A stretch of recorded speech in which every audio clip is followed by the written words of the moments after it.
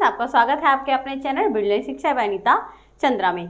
आज हम करेंगे क्लास 9th के ज्योग्राफी का last chapter number 6 population, Hindi में जनसंख्या। अब अच्छा, आप कहोगे कि बाकी चैप्टर तो हमारे ज्योग्राफी से रिलेटेड थे, ये जनसंख्या कहाँ से आ गया इसमें, है ना।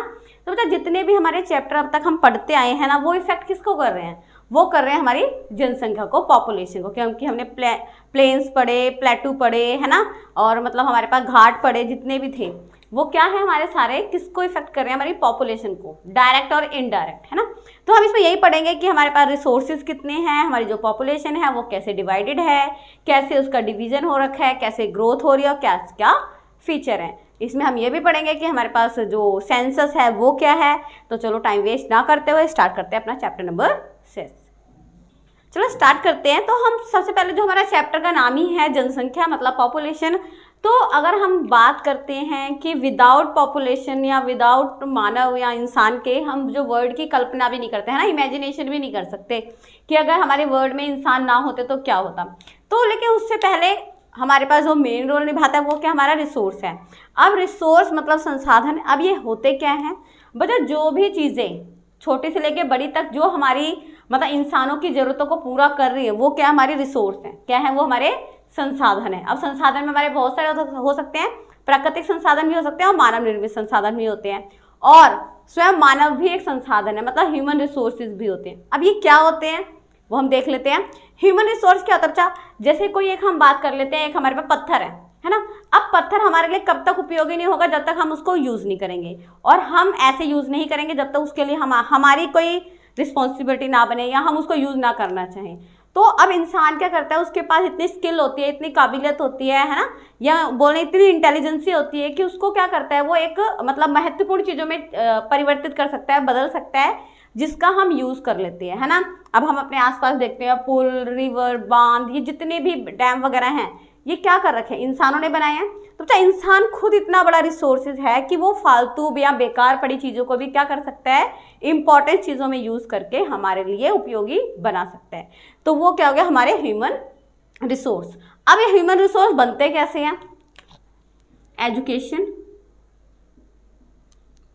ट्रेनिंग, स्किल, हेल्थ, है ना। तो मतलब अगर हम किसी इंसान को ये सारी चीज़ें प्रोवाइड करा रहे हैं, एजुकेशन भी दे रहे हैं, ट्रेनिंग भी दे रहे हैं, स्किल भी दे रहे हैं, मतलब बेटर हेल्थ भी दे रहे हैं, तो ये क्या बनाते हैं उसको एक मतलब एक जैसे एक बॉर्न बेबी होता है ना, उससे डिफरेंट बनाते हैं। क्योंकि जब एक बॉर्न बेबी होता है तो उसको कुछ नहीं पता चलता है ना, लेकिन जब उसके पास ये सारी चीज़ें आ जाती है तो वो इस काबिल हो जाता है कि वो रिसोर्सेज को और अच्छी तरह से उसको मतलब मॉडिफाई कर सकता है। तो उसको हम बोलते हैं ह्यूमन रिसोर्स। और इंसान खुद एक रिसोर्स है, क्योंकि अब हम डॉक्टर के पास जाते हैं, है ना, हमारे पास टीचर्स हैं, हमारे पास और वकील हैं, जितने भी हैं वो क्या कर रहे हैं, हमारी कहीं ना कहीं हमारी हेल्प कर रहे हैं। तो वो क्या हमारे पास मानव संसाधन में आते हैं, ठीक है। उसके बाद बात करते हैं नेचुरल डिजास्टर। अब प्राकृतिक आपदाएं क्या होती हैं, अब पहले हम देख लेते हैं प्राकृतिक क्या होती है ना। एक पहली बात, जैसे अगर हमने बोला कि मैं कुछ काम कर रही थी और मेरे से गलती से कहीं आग लग गई या कुछ हो गया, तो वो नेचुरल आपदा मतलब प्राकृतिक आपदा में नहीं आएगा। प्राकृतिक आपदा में हमारे पास क्या क्या आते हैं, जैसे फ्लड आ गई, है ना, सुनामी आ गई, टार्नेडो आ गए, जैसे चक्रवात बोल लो, सुनामी, है ना, बाढ़, ये सब आ गए। तो ये क्या बनती है बच्चा, प्राकृतिक आपदाएं बनती है। और इनको हम आपदा या डिजास्टर क्यों कहते हैं, क्योंकि ये इफेक्ट कर रही है इंसानों को। अगर इंसानों को इफेक्ट ना करे, एनिमल को इफेक्ट ना करे, तो ये हमारे लिए कोई मायने नहीं रखती, है ना। जब ये इंसानों को और जानवरों को, पृथ्वी पर रहने वाले जितने भी लिविंग थिंग्स हैं उनको इफेक्ट करती हैं, तब ये बनती है प्राकृतिक आपदाएं। इसका प्रभाव क्या होता है, इंसानों पे भी होता है ना, और लिविंग थिंग्स पे भी होता है। नेक्स्ट करते हैं। उसके बाद एक चीज़ इंपॉर्टेंट, इन सबका इफेक्ट किससे पड़ रहा है हमारे पास, पॉपुलेशन पे। किससे पड़ रहा है, हमारा पॉपुलेशन। आज हम बातें कर रहे हैं पॉपुलेशन की, तो हम ये देख लेते हैं कि हमारे इंडिया में या पूरे वर्ल्ड में जो डिस्ट्रीब्यूशन है मतलब पीपल का, वो इतना वेरिएशन क्यों है। तो हम यहाँ पे मेन 3 क्वेश्चन डिस्क्राइब करेंगे इस पूरे चैप्टर में। जैसे फर्स्ट ऑफ ऑल जनसंख्या का आकार और वितरण, मतलब पॉपुलेशन साइज एंड डिस्ट्रीब्यूशन, कि पॉपुलेशन का साइज कितना है, वो डिस्ट्रीब्यूट कैसे है। नेक्स्ट बात करेंगे जनसंख्या वृद्धि, जनसंख्या में परिवर्तन, मतलब population growth and process of population change. Next बात करेंगे कि जनसंख्या के गुण और विशेषताएं क्या है, मतलब कैरेक्टर और क्वालिटी ऑफ द पॉपुलेशन। तो हम इस चैप्टर में मेनली इन तीन क्वेश्चन के आगे पीछे ही नजर आएंगे घूमते हुए। तो हम पहले ही देख लेते हैं हमारे पास जनसंख्या का आकार और वितरण, कि हमारी जो पॉपुलेशन है उसका साइज क्या है और डिस्ट्रीब्यूशन क्या है। आपके लिए क्वेश्चन सबसे पहला कि आज के टाइम पे 2021 में इंडिया की पॉपुलेशन कितनी है, ये आप मुझे बताओगे, ठीक है। अब बात कर रहे हैं, अभी मैंने आपसे पूछा कि 2021 में इंडिया की पॉपुलेशन कितनी है, ये आप मुझे बताओगे। बच्चा आप क्या है, आप गिनने थोड़ा ना जाओगे, गिनने जाओगे तो बताओ, नहीं गिनने जाओगे ना। तो हम करते क्या बच्चा, एक हमारे पास वर्ड है सेंसस और जनगणना, पहले इसकी बात कर लेते हैं ना। अब जन मतलब लोग, गणना मतलब गिनना। तो सेंसस में हम क्या करते हैं, इसमें हम क्या करते हैं, लोगों की आधिकारिक गिनती करते हैं, मतलब लोगों में हम जाके मतलब सेंसस होता है पूरा इंडिया का, तो हम इसमें लोगों को काउंट करते हैं कि कितने लोग हैं, कितने मेल हैं, कितने फीमेल हैं, कितने पढ़े लिखे हैं, कितने अनपढ़ हैं, कितनों के पास जॉब है, कितनों के पास जॉब नहीं है, कितने अर्ली चाइल्ड हैं जो डेथ मतलब बर्थ से पहले ही मतलब बर्थ होने के बाद डेथ हो जाती है, कितने हैं जो 1 साल होने तक उनकी डेथ हो जाती है ना, कितने लोगों के पास एम्प्लॉयमेंट है, कितनों के पास नहीं है, कितने लोग शहरों में रहते हैं, कितने गाँव में रहते हैं। जब हम ये सारा डाटा बच्चा कलेक्ट करते हैं तो उसको बोलते हैं हम सेंसस और जनगणना। अब ये कंसेप्ट कौन लेके आए थे हमारे इंडिया में, ये लेके आए थे ब्रिटिश, है ना। जब ब्रिटिश आए तो उन्होंने सबसे पहले ये देखा कि पहले हम देख तो लेते हैं हमारे इंडिया में, मतलब इस इंडिया में कितने लोग रहते हैं। तो उन्होंने जो सबसे पहले बच्चा जनगणना करी वो करी 1872 में फर्स्ट टाइम, ठीक है। उसके बाद पूरी नहीं हुई पाई क्योंकि लोगों को समझ ही नहीं आ रहा था, क्योंकि उनको बोलो एक्सपीरियंस नहीं था, कुछ नहीं था, या उनके पास इतना मैन पावर नहीं था, है ना। तो 1872 में स्टार्ट करी थी बट पूरी नहीं हुई थी। पूरी कब हुई हमारी, 1881 में जाके यहाँ पे क्या हुई, हमारी जनगणना पूरी हुई। अब देखो जनगणना यहाँ पे पूरी हो गई, फिर इन्होंने इसके बाद क्या देखा, वैसे तो उन्होंने कास्ट सिस्टम चला दिया था इसके बाद, वो अलग चीज़ें हम हिस्ट्री में पढ़ेंगे। तो बच्चा 1881 में हमारे पास सेंसस पूरी हो गई थी। उसके बाद हर 10 साल बाद, मतलब जो ब्रिटिश गवर्नमेंट थी उन्होंने ये डिसाइड करा कि हर 10 साल बाद सेंसस हुआ करेगा, है ना। तो आप देखते भी होंगे कि आपके हर 10 साल बाद क्या होती है, जनगणना करने वाले आते हैं आपके घर, है ना, पूछते हैं आपसे सारी इन्फॉर्मेशन। तो वो क्या होती है, हमारे पास सेंसस होती है, उसमें हम ये सारा डाटा कलेक्ट करते हैं जो मैंने अभी आपको बताया। अब 10 साल बाद होती है, तो हमारे पास जो लास्ट जनगणना हुई थी वो 2021 में हुई थी, सॉरी 2011 में हुई थी, है ना। लेकिन हमारे पास एनसीईआरटी बुक है उसके अकॉर्डिंग हम 2001 की जनगणना की बात कर रहे हैं। अब देखो इसके साथ 10-10 साल जोड़ते जाना, तो जब भी आओगे आप, अभी होनी थी हमारे पास 2021 में, है ना, होगी। उसके बाद हम बात करते हैं जब 2001 में हमारी जो जनगणना हुई थी उस टाइम हमारे पास जो पॉपुलेशन थी बच्चा वो कितनी थी, 10,280 लाख, है ना, इतनी हमारे पास पॉपुलेशन थी। उसके बाद अगर हम बात करते हैं ये सारी पॉपुलेशन कहाँ रह रही है, हमारी इंडिया का जो एरिया है बच्चा वो क्या है, हमारे पास 32.8 लाख वर्ग किलोमीटर, ये हमारा एरिया है, जितनी ये हमारी पॉपुलेशन है वो यहाँ रह रही है। नेक्स्ट उसके बात करते हैं 2001 की बात करते हैं। तो सबसे यहाँ पे हमारे पास क्या था, सबसे ज़्यादा जो पॉपुलेशन वो उत्तर प्रदेश में थी, मतलब मोस्ट ऑफ पॉपुलेशन कहाँ पे बिलोंग कर रही है बच्चा, यूपी में। आपकी इसी बुक में आपको डाटा दे रखा होगा, आप वहाँ से देख सकते हो। लेकिन हमें अभी करंट का चाहिए, तो करंट का जब हमारी न्यूज़ सेंसस होगी तब हमें पता चल जाएगा। और सबसे कम क्यों थी, सिक्किम में थी, और जो हमारे पास लक्षद्वीप वगैरह थे वहाँ पे सिर्फ 60,000 लोग ही रहा करते थे, ठीक है। अब उत्तर प्रदेश में ज़्यादा पॉपुलेशन क्यों है, सिक्किम में कम क्यों है, इसका भी रीज़न है बच्चा। अब आ जाते हैं दोबारा से ज्योग्राफी हमारे चैप्टर पे, है ना, जो हमने अभी तक पढ़ के आए हैं। तो उत्तर प्रदेश में सबसे ज़्यादा पॉपुलेशन क्यों है, क्योंकि यहाँ पे हमारे पास क्या है, नॉर्थन प्लेन। अब नॉर्थन प्लेन में पता है हमारे पास क्या है, मिट्टी है, ज़्यादा उपजाऊ है, वहाँ पे लोग खेती बाड़ी करते हैं, लोगों के पास एम्प्लॉयमेंट ज़्यादा है, और भूमि जो है समतल है, इसलिए लोग यहाँ पे ज़्यादा रहते हैं। वही बात करते हैं सिक्किम में पॉपुलेशन क्यों है, क्योंकि सिक्किम का रास्ता क्या है, ऊबड़ खाबड़ है, वहाँ पे लोगों से एग्रीकल्चर वहाँ पे कम होता है और एम्प्लॉयमेंट भी कम मिलता है, वहाँ का जो जीवन है बहुत ज़्यादा मुश्किल है, इसलिए वहाँ पे पॉपुलेशन कम है। वही बात करते हैं हमारी इंडिया में जो मोस्ट ऑफ पॉपुलेशन है ना वो 5 स्टेट में बिलोंग करती है। कहाँ कहाँ पर, एक हमारी यूपी में, सेकंड महाराष्ट्र में, बिहार, वेस्ट बंगाल और राजस्थान में। अब जो राजस्थान है वो एरिया वाइज सबसे बड़ा राज्य है हमारी इंडिया का, आपको पता होना चाहिए, ठीक है। और छोटा कौन सा है, गोवा। और लेकिन पॉपुलेशन वाइज उत्तर प्रदेश, और छोटा कौन सा है पॉपुलेशन वाइज, सिक्किम। तो ये आपको पता होना चाहिए कि कौन सा राज्य बड़ा है पॉपुलेशन वाइज भी और एरिया वाइज भी। तो एरिया वाइज में हमारा राजस्थान बड़ा है और गोवा छोटा है। तो नेक्स्ट बात कर लेते हैं हम, हमारे पास डेंसिटी ऑफ पीपल, मतलब जनसंख्या घनत्व क्या होता है। अब ये जो शब्द है ना इनको देख के डर नहीं जाना है ना, डेंसिटी बोल दिया या घनत्व बोल दिया, बोला ये तो साइंस के शब्द है ना, लेकिन इसका मतलब क्या होता है हम बात कर लेते हैं। हमारे पास एक एरिया है और ये एरिया कितना है 1,00,000 वर्ग किलोमीटर, मतलब 1,00,000 स्क्वायर किलोमीटर इतना एरिया है। अब इसमें जितनी पॉपुलेशन रह रही है बच्चा इस इतने एरिया में, उसको बोलते हैं जनसंख्या घनत्व। तो हमारे पास डेफिनेशन क्या बनेगी जनसंख्या घनत्व की, कि 1,00,000 वर्ग किलोमीटर में जितने लोग रहते हैं उनको बोलते हैं जनसंख्या घनत्व। अब जो हमारे पास जो बांग्लादेश और जो जापान है, वही ऐसे दो देश हैं जो भारत से ज़्यादा डेंसिटी ऑफ पीपल रखते हैं, मतलब वहाँ पे जनसंख्या घनत्व भारत से ज़्यादा है।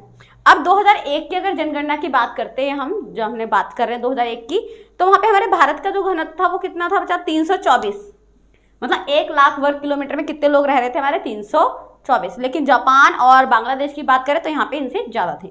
अब वही पश्चिम बंगाल में 904 लोग रह रहे हैं, है ना, हमारी इंडिया से ज़्यादा हो गए। और अरुणाचल प्रदेश में सिर्फ 13 रह रहे हैं। अब इसका कारण क्या है बच्चा, अगर आप पहाड़ी इलाके हिल्स इलाकों में जाओगे ना, तो वहाँ पे जैसे ये आपका एरिया है, इतने इलाके में लोग रह रहे हैं, तो यहाँ पे आपकी हिल्स मिलेंगे, मतलब पहाड़ मिलेंगे, एक घर यहाँ पर है, एक फील्ड यहाँ मिलेगा, तो मतलब इस तरह अलग अलग करके लोग रहते हैं, मतलब कुछ लोग के घर यहाँ पर है, कुछ के घर यहाँ पर है। अब हमारे पास क्वेश्चन बनता है कि हमारे पास इतनी अलग अलग तरह की वेरिएशन क्यों होती है।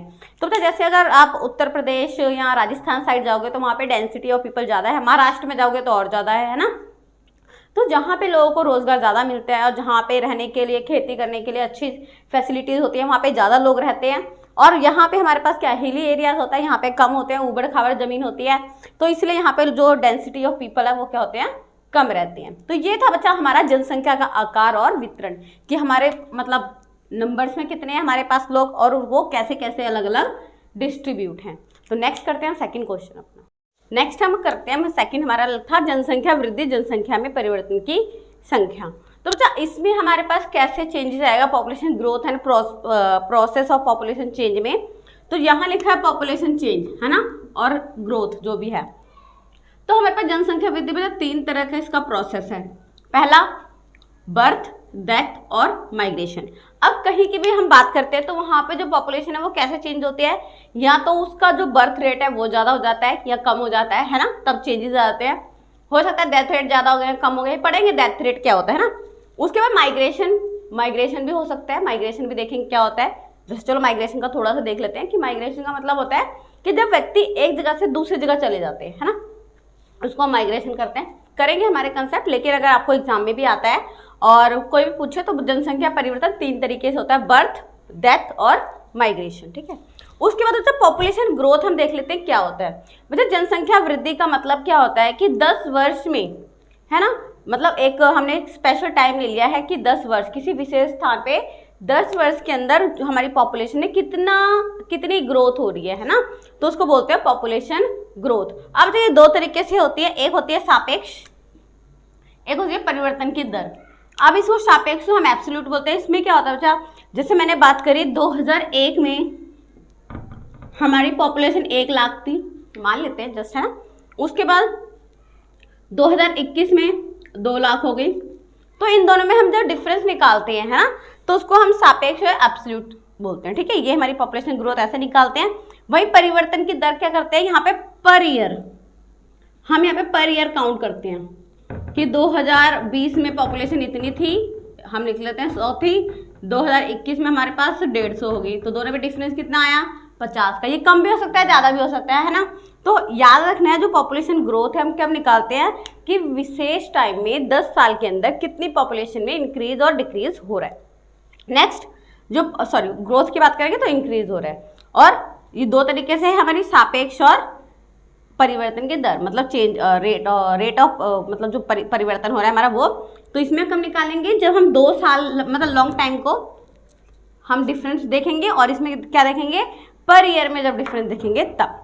वही आता है एनुअल ग्रोथ रेट क्या होता है ना। एनुअल ग्रोथ रेट का मतलब कि 100 व्यक्तियों के पीछे 2 व्यक्तियों की वृद्धि हो रही है ना, तो हम उसको क्या बोलेंगे, एनुअल ग्रोथ रेट।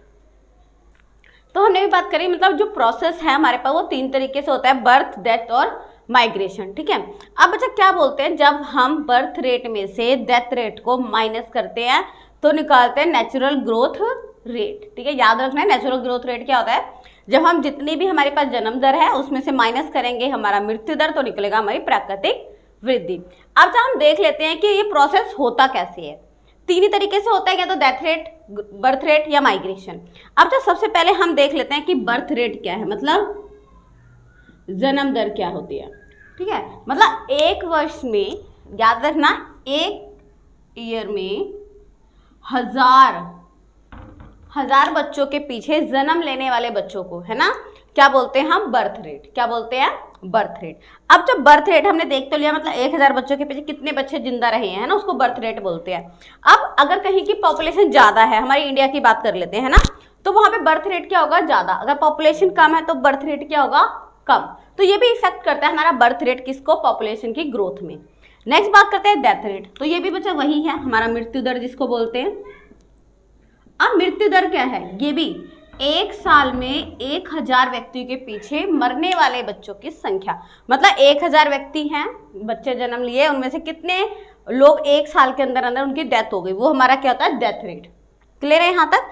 तो ये भी बच्चा क्या करता है, हमारी इंडिया में डेथ रेट कम होने की वजह से ही हमारी पॉपुलेशन क्या हो गई है, बढ़ गई। ठीक है, उसके बाद बच्चा तीसरा और इम्पॉर्टेंट है हमारा माइग्रेशन। अब जब माइग्रेशन का देखो क्या होता है, सो सबसे बड़ा जो माइग्रेशन है वो हमारे इंडिया में क्या है कि लोग विलेज से सिटी की तरफ जा रहे हैं, है ना, विलेज से कहाँ जा रहे हैं, सिटी की तरफ। मतलब प्रवास क्या होता है बच्चा, जब व्यक्ति एक क्षेत्र से दूसरे क्षेत्र में चला जाए, किसी भी कारण, रोजगार हो सकता है ना, हमारा एम्प्लॉयमेंट हो सकता है, एजुकेशन हो सकता है, हेल्थ फैसिलिटीज हो सकता है ना, इन 3-4 कारणों की वजह से कोई व्यक्ति अपना क्षेत्र छोड़ के दूसरे क्षेत्र में चला जाए तो उसको बोलते हैं प्रवास। क्लियर है।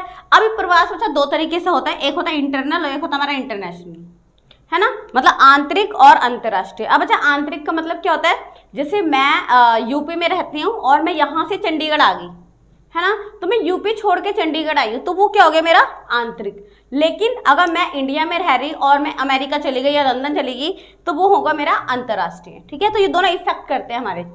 इंटरनल तो ज़्यादा हमारा इफेक्ट नहीं करता जो आंतरिक, लेकिन अंतर्राष्ट्रीय हमारा इफेक्ट करता है। क्यों, क्योंकि हमारी मोस्ट ऑफ पॉपुलेशन यहाँ से बाहर चली जाती है। ठीक है, तो हमारा क्या होता है, पॉपुलेशन ग्रोथ हमारा कम हो जाता है। वही बात करते हैं, दो कारण से लोग जाते हैं, एक होता है पुश, एक होता है पुल। अभी पुश फैक्टर कौन से और पुल फैक्टर कौन से वो देख लेते हैं, जिसको बोलते हैं अपकर्षण और अभिकर्षण। मतलब अपकर्षण का मतलब होता है, पुश का मतलब होता है धक्का देना, है ना, और पुल का मतलब होता है खींचना। हम बड़े कंफ्यूज हो जाते हैं अगर हम कभी ऑफिस वगैरह में जाते हैं, अभी भी पढ़े लिखे लोग भी अच्छे खासे कंफ्यूज हो जाते हैं ना। डोर पे लिखा होता है पुश, हम उसको पुल कर रहे होते हैं, लिखा होता है पुल तो हम उसको पुश कर रहे होते हैं, है ना। तो बच्चा पुश का मतलब क्या है, जैसे मैंने बोला विलेज में लोग हैं, है ना, विलेज में लोगों को एम्प्लॉयमेंट नहीं मिल रही है ना, बेटर एजुकेशन नहीं मिल रही है, तो वो क्या करेंगे, यहाँ से जाना चाहेंगे, मतलब यहाँ से पुश हो रहे हैं वो, है ना, धक्का मार रहा है कोई। अब कौन अपनी ओर खींच रहा है उनको, सिटी की जो फैसिलिटीज है वो अपनी तरफ खींच रही है, तो वो क्या कर रही है, उनको पुल कर रही है ना, अभिकर्षण कर रही है। तो इसका मतलब हो गया, लोग यहाँ जब विलेज से सिटी की तरफ जाएंगे तो वो पुल की तरफ जाएंगे, और कहाँ से जा रहे हैं, पुश की तरफ से। ठीक है, मतलब अपकर्षण और अभिकर्षण ऐसे कारक हैं जिसकी वजह से लोग क्या करते हैं, माइग्रेशन करते हैं एक जगह से दूसरी जगह। अब तो यही हमारा कारण होता है कि हमारे जो सिटीज है ना, यहाँ की पॉपुलेशन ग्रोथ ज़्यादा हो रही है, और हमारे पास जो पॉपुलेशन का जो मेन कारण बन रहा है वो हम एक माइग्रेशन को बोल सकते हैं, क्योंकि सिटीज़ में इतनी जगह नहीं है जितने लोग आ रहे हैं। नेक्स्ट हम देख लेते हैं कि एज कॉम्पोजिशन क्या है हमारे पास, जो हमने प्रोसेस में करा। तो बच्चा कहीं की भी पॉपुलेशन है ना, उसको हम 3 कैटेगरीज में डिवाइड कर सकते हैं, है ना। कहीं की अगर हमें पॉपुलेशन जाननी है तो फर्स्ट ऑफ ऑल वहाँ पे बच्चे कितने हैं, मतलब चाइल्ड कितने हैं। चाइल्ड हम बच्चों को कहाँ तक काउंट करते हैं, 0 to 15, मतलब 0 to 14 रख लो, है ना, 15 से कम। उसके बाद वर्किंग एज, मतलब जो वयस्क हैं, जो अडल्ट हैं, जो उनको करते हैं 15 से लेके 59 एज तक। उसके जो एज्ड पीपल है, मतलब जो वृद्ध पीपल है, उनको हम देखते हैं 59 से अबव। अब तो एक चीज देख लेते हैं, जिस देश में ये कंपोजिशन और ये कंपोजिशन ज्यादा हो, है ना, याद रखना, जहाँ पे हमारे बच्चे ज्यादा हैं और एज लोग ज्यादा हैं, तो ये लोग कैसे हैं, ये डिपेंडेड है ना, ये क्या है, डिपेंडेड। और किस पे डिपेंडेड है, हमारे अडल्ट पे, वर्किंग एज पे। जिस देश में चाइल्ड और एज पीपल ज़्यादा है, वो डिपेंडेंट है, तो वहाँ का जो ग्रोथ रेट है ना बच्चा, और जो मतलब वहाँ पे बात कर रहे थे इकोनॉमी, आर्थिक स्थिति वो थोड़ी कम होती है ना, लो होती है। लेकिन जहाँ ये चीज़ ज़्यादा हो, ये और ये कम हो, वहाँ पे क्या होती है, हमारी जो इकोनॉमी होती है, जो हमारी इकोनॉमिकल ग्रोथ होती है वो अच्छी होती है। क्योंकि बच्चा ये लोग ना तो काम में लगे होते हैं, ना ये लोग काम में लगे होते हैं, ठीक है। अगर ये करना भी चाहें तो इनकी जो अपॉइंटमेंट है वो नहीं होते, क्योंकि इनकी एज ज़्यादा हो चुकी होती है, और बच्चों से हम नहीं करवाते काम। तो ये हमारा जो एज ग्रुप है 15 to 59, इस एज ग्रुप को हम क्या बोलते हैं, कार्यशील वर्ग या वर्किंग एज। तो अगर हमें किसी भी देश की पॉपुलेशन ग्रोथ या वहाँ की पॉपुलेशन को देखना होता है तो हम इन तीनों की ही बात करते हैं, ठीक है। नेक्स्ट हम देख लेते हैं हमारे पास जो है सेक्स रेशो और लिटरेसी रेट। तो बच्चा सबसे पहले सेक्स रेशो देख लेते हैं। अब सेक्स रेशो होता क्या है, मतलब एक क्षेत्र में 1000 पुरुषों के पीछे, मतलब 1000 फीमेल के पीछे मेल के पीछे फीमेल की संख्या, ठीक है, कि मतलब 1000 पुरुषों के पीछे स्त्रियों की संख्या कितनी है, उसको हम बोलते हैं सेक्स रेशो। अब तो ये ना हमारे इंडिया में हमेशा ही फीमेल के अगेंस्ट रहा है ना, मतलब फीमेल कम है और मेल ज़्यादा है। तो जैसे हम बात कर लेते हैं, हमारे पास कुछ डाटा है 1951 में ये हमारा 946 था, इसके साथ हमारे 1000 पुरुष मतलब मेल हैं, लेकिन जो फीमेल है वो कितनी है 946। 1961 में अब देखो 10-10 साल का गैप है ना, क्योंकि हमारी जनगणना तब हुई है। 1961 में 941 थी, 1971 में 930 थी, 1981 में 934 थी, 99 में 929 थी, और 2001 में 933 थी। तो बच्चा ये सब क्या है, हमारी जो फीमेल हैं उनका जो रेट है, मतलब जो फीमेल हैं जो हमारी उनका बर्थ रेट कम है। क्यों है, इसके पीछे बहुत सारे कारण है बच्चा। सबसे पहले तो हमारी जो इंडिया में लोगों की जो मान्यताएं हैं, है ना, कि लड़कियां बोझ होती हैं, लड़कियों मतलब उनकी जब शादी होती है उनको दहेज देना पड़ता है। कई जगह तो ऐसी होती है उनको बर्थ लेने से पहले ही मतलब अगर पता चल जाए कि वो मतलब लड़की है तो उसको वहीं मार देते हैं, है ना। और कई बार क्या होता है, अगर जन्म हो जाए और लड़की है तो उसको वहीं पर उसकी डेथ कर देते हैं। तो ये बहुत सारे हमारे पास रीज़न है ना। तो क्या है, वहाँ पे जो फीमेल है उनकी जनसंख्या क्या है, हमारे पास कम है। लेकिन वहीं देख लेते हैं केरल में हमारे पास कितनी है, 1058 मतलब 1058 है। पांडुचेरी में 1001 है, ये हमारे पास मतलब हाई पे हमारे इंडिया में, अगर आपको क्वेश्चन आता है तो। वही बात करें दिल्ली में तो 821 है, और हरियाणा में 861 है। तो इसके आपको कारण भी आ सकते हैं कि सेक्स रेशो ऐसा होने के क्या क्या कारण है। तो बहुत सारे कारण हमारे, कि लड़कियों को एजुकेशन नहीं मिलती क्योंकि उनकी सिक्योरिटी की बात आ जाती है ना। लड़की को बोझ समझते हैं, उनको लड़कों से ज़्यादा कंपैरिजन करा जाता है कि लड़के ज़्यादा अच्छे हैं, लड़कियां कम अच्छी हैं, है ना। तो ये आपको पूछ सकते हैं, तो आपको ये पता होना चाहिए। और सेक्स रेशो क्या होता है, 1000 पुरुषों के पीछे महिलाओं की संख्या, ठीक हो गया। यहाँ पर वही बात करते हैं लिटरेसी रेट। तो बच्चा जब हम जनसंख्या की विशेषता की बात कर रहे हैं ना, तो ये हमारा बहुत इंपॉर्टेंट रोल निभाता है साक्षरता दर। अब साक्षरता दर है क्या, जो व्यक्ति पहले बोलते हैं किसको साक्षरता दर, वो देख लेते हैं। मतलब 7 साल से, है ना, 7 साल से ऊपर या 7 साल का बच्चा अगर पढ़ लिख सकता है और उसको समझ सकता है तो उसको हम बोलते हैं वो साक्षर है, मतलब पढ़ा लिखा है। मतलब कोई चीज़ लिखी है उसको मैं पढ़ भी सकती हूँ और लिख भी सकती हूँ और समझ भी सकती हूँ, तो उसको हम बोलेंगे वो पढ़ा लिखा है। क्लियर है। अब जो इम्पोर्टेंट क्यों है हमारे इंडिया में, सबसे पहले इंडिया में क्या पूरे वर्ल्ड में देख लो, मतलब जैसे हमारे पास हम बात करते हैं रिसोर्सेज की, है ना। रिसोर्स क्या होते हैं हमारे लिए, जो हमारी आवश्यकताएं पूरी करते हैं। तो रिसोर्सेज बहुत सारे होते हैं, लेकिन वो मतलब नेचुरल भी होते हैं। जैसे हमने बात करा एयर, है ना, वाटर, ये हमारे नेचुरल है। मेन मेड भी होते हैं, पुल हो गया, बस हो गई, कार हो गया, हमारा घर हो गया। लेकिन मतलब मेन मेड बना कौन रहे हैं, इंसान बना रहे हैं। तो जो हमारा ह्यूमन रिसोर्सेज है वो बहुत इंपॉर्टेंट है। उसके लिए 3 हमारे पास चीज़ कंपोनेंट है। पहला, हमें उसको एजुकेशन देनी पड़ेगी। सेकंड, हमें उसके पास क्या करना पड़ेगा, हेल्थ फैसिलिटीज़ देनी पड़ेगी, है ना।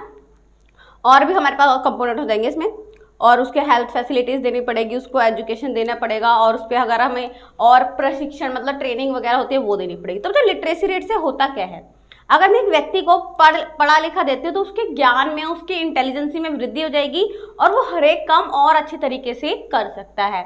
लेकिन तो हमारे इंडिया में इसमें भी कमी है, क्योंकि लड़कियों को पढ़ाया ही नहीं जाता, है ना। अब तो बहुत ज़्यादा फैसिलिटीज़ हो गई है, लेकिन अगर अपने मम्मी पापा से पूछोगे तो लड़कियों को ऐसा होता था कि अगर आपका स्कूल घर से थोड़ा दूर है तो बोलते थे अब लड़कियों को नहीं पढ़ाना, 10वीं कर ली बहुत है ना। तो अगर 2001 की बात करें हम, जो हमारी जनगणना हुई थी वो 60.84% थी। लिटरेसी रेट हमारा इतना था। वही बात करें मेल, उसमें मेल में कितने थे 75.26% था, लेकिन फीमेल हमारा 53.67% था। ठीक है, तो ये हमारे पास क्या है, हमारे जो पुराने लोग हैं, जो उनकी मान्यताएं हैं, और जो आज भी इतने सारे क्राइम्स वगैरह हो रहे हैं, उसकी वजह से भी हमारी जो गर्ल्स हैं उनको पढ़ाया नहीं जाता है। लेकिन ये लोगों की क्या है, गलत फहमी है, आजकल लड़कियां भी लड़कों से कम नहीं है। ठीक है, आगे करते हैं। नेक्स्ट हम देख लेते हैं ऑक्यूपेशनल स्ट्रक्चर, कि जैसे अगर हम पॉपुलेशन की बात करें है ना, तो हम उसको 3 भागों में, हम ऑक्यूपेशन के हिसाब से भी उसको हमने 3 कैटेगरी में डिवाइड करा है, प्राइमरी, सेकेंडरी और टर्सरी। अब तो ये क्या है, जैसा भी हमने बात करी थी, जो हमारा वर्किंग एज है वो 15 to 59 एज का है, तो वो 3 तरह के हमारे सेक्टर में लगे हुए हैं। पहला प्राइमरी, सेकेंडरी और तीसरा टर्सरी, मतलब प्राथमिक क्षेत्र, द्वितीय क्षेत्र और तृतीय क्षेत्र। हम इकोनॉमिक्स का चैप्टर पढ़ेंगे, उसमें हम इनको डिटेल में पढ़ेंगे, लेकिन फिर भी देख लो प्राइमरी क्या होता है बच्चा, जिसमें हम एग्रीकल्चर से रिलेटेड जितने भी काम है हम वो करते हैं, है ना। इसमें हम खेती करते हैं, एनिमल हस्बेंड्री करते हैं, मतलब एनिमल को पालते हैं, मधुमक्खी पालन करते हैं, सेरिकल्चर करते हैं, हॉर्टिकल्चर करते हैं, माइनिंग वगैरह करते हैं, तो वो सब काम हम किस में करते हैं बच्चा, प्राइमरी में। ठीक है, सेकेंडरी में हम क्या करते हैं, जो यहाँ से रॉ मटेरियल आया, जो कच्चा माल आया, उसको हम यहाँ पे क्या करते हैं, तैयार करते हैं इंडस्ट्री में। ठीक है, तो उसको इंडस्ट्री सेक्टर भी बोलते हैं। वहीं से बात करते हैं टर्सरी सेक्टर में, तो टर्सरी सेक्टर हमारे पास क्या है बच्चा, इसके आगे सेक्टर लगा लेना। ठीक है, सबके आगे। तो टर्सरी सेक्टर क्या है बच्चा, ये हमारा सर्विस सेक्टर है। अब जैसे मैं आपको पढ़ा रही हूँ तो मैं आपको सर्विस दे रही हूँ, ठीक है, तो मैं टर्सरी सेक्टर में आऊँगी, कोई डॉक्टर है, कोई वकील है, मतलब जिससे भी आप काम ले रहे हो अपना, वो क्या हमारा टर्सरी सेक्टर। तो हमारी इंडिया का जो मोस्ट ऑफ पॉपुलेशन है वो 64% कहाँ लगी हुई है बच्चा, प्राइमरी सेक्टर में, 13% हमारी सेकेंडरी में और 20% हमारी टर्सरी सेक्टर में। तो इसके अकॉर्डिंग भी हम अपनी पॉपुलेशन का प्रोसेस देख सकते हैं, चेंजेस देख। तो नेक्स्ट हम बात करते हैं, इसमें हमारा हेल्थ फैक्टर है गया। अब अच्छा हेल्थ फैक्टर क्या है कि कहीं की भी जो हम पॉपुलेशन की बात करते हैं, है ना, तो वहाँ पे जितनी ज़्यादा हेल्थ फैसिलिटीज़ अच्छी होगी, वहाँ की हमारी ग्रोथ रेट और बर्थ रेट ये सब हमारे क्या होते हैं, नॉर्मल होते हैं। तो कई बार हम देखते हैं कि कई बच्चे कुपोषण के शिकार हो गए, है ना, कई बीमारियां आती हैं, जैसे अब लाइक कोविड-19 चल रहा है, तो बच्चा हेल्थ फैसिलिटीज़ में हम क्या करते हैं कि लोगों को हम सुरक्षित रहने के उपाय बताते हैं, कैसे स्वास्थ्य रहना है ये बताते हैं, कैसे कैसा फूड होना चाहिए ताकि हमारी जो पॉपुलेशन है वो अच्छी और हेल्दी रह सके। वहीं अगर हम बात करें एडोलेसेंट पॉपुलेशन, बच्चा ये हमारी पॉपुलेशन है उसमें बहुत इंपॉर्टेंट रोल करती है। अब एडोलेसेंस होता है क्या है बच्चा, 10 to 19 एज। अब ना ये एज ऐसी होती है जहाँ पे चाहे वो लड़का हो चाहे वो लड़की हो, है ना, उनकी एज जो होती है बहुत मैटर करती है। तो यहाँ पे क्या होता है बच्चा, पेरेंट्स को बहुत ज़रूरत है कि वो अपने बच्चों के साथ टाइम स्पेंड करें और अपने बच्चों को बच्चों की तरह समझ के एक फ्रेंड की तरह ट्रीट करें, है ना, ताकि वो अपने आप को अकेला ना समझे और किसी भी बुरी आदत में ना पड़े, है ना। अगर आप एडोलेसेंस को पढ़ोगे तो उसमें बहुत होता है कि जो लड़के और लड़कियां दोनों होते हैं वो गलत वे पे चली जाती है, जैसे लाइक नशे करने लग जाती है ना, कुछ ऐसा करके, लड़के भी और इवन लड़कियां भी। तो बच्चा इस एज में क्या होता है, पेरेंट्स का रोल इंपॉर्टेंट हो जाता है। इसके लिए हमारी जो गवर्नमेंट है वो तो बहुत कुछ कर ही रही है। जैसे हम बात करते हैं, पॉलिसी बनाई उसने SSA, तो SSA का मतलब क्या था, सर्व शिक्षा अभियान, जिसमें 14 से कम उम्र के जितने भी बच्चे हैं उनको निःशुल्क शिक्षा देने के प्रयत्न किए गए थे, है ना। तो बच्चा ये था हमारा यहाँ तक चैप्टर। उसके बाद इसमें थोड़ा सा कंसेप्ट और है कि आपको क्या करना चाहिए, जो पॉपुलेशन इतनी ज़्यादा ग्रोथ कर रही है, क्योंकि बच्चा देखो हमारे पास क्या है, पॉपुलेशन तो बढ़ रही है लेकिन जो रिसोर्सेज हैं वो तो उतने ही है ना तो ये बढ़ रहे हैं ना ये कम ही हो जाएंगे, है ना, लेकिन ये लिमिटेड है, हमारी पॉपुलेशन ग्रोथ बढ़ रही है। अब अगर आप आगे पढ़ोगे तो आपको एक माल्थस की थ्योरी है, उसमें ये बताया गया है कि जो पॉपुलेशन है वो हमारी इस रेट से बढ़ रही है, 2 का डबल 4 का डबल मतलब 4 करेंगे 16 का 32 का आगे करते करते, ठीक है। लेकिन जो रिसोर्सेज है वो कैसे बढ़ रहे हैं, 2 4 6 8 16। अब तो कौन तेजी रेट से बढ़ रहा है, पॉपुलेशन ज़्यादा तेज रेट से बढ़ रही है, तो जो हमें क्या करना है, पॉपुलेशन कंट्रोल करने की जरूरत है ना। अब पॉपुलेशन कंट्रोल कैसे होगी, जो हमारे बाल विवाह होते हैं उनको रोकना चाहिए, है ना। उसके बाद जो भी हमारे मेजर हैं पॉपुलेशन को रोकने के लिए जो भी गवर्नमेंट पॉलिसी चला रही है उनके अकॉर्डिंग हमें करना चाहिए, है ना, और 2 चाइल्ड पॉलिसी अपनानी चाहिए। तो मतलब ये था हमारा chapter of population. I hope आपको समझ आया होगा। इसमें छोटे छोटे कंसेप्ट है जो आपको पता होना चाहिए, literacy rate, growth rate, population rate, migration, है ना। तो आई होप आपको यहाँ तक समझ आया होगा। अगर आपको कोई भी क्वेरी हो तो आप कमेंट बॉक्स में कमेंट कर सकते हैं। और अभी तक आपने हमारे चैनल को लाइक शेयर और सब्सक्राइब नहीं करा तो चैनल को लाइक शेयर और सब्सक्राइब जरूर करें। Thank you so much.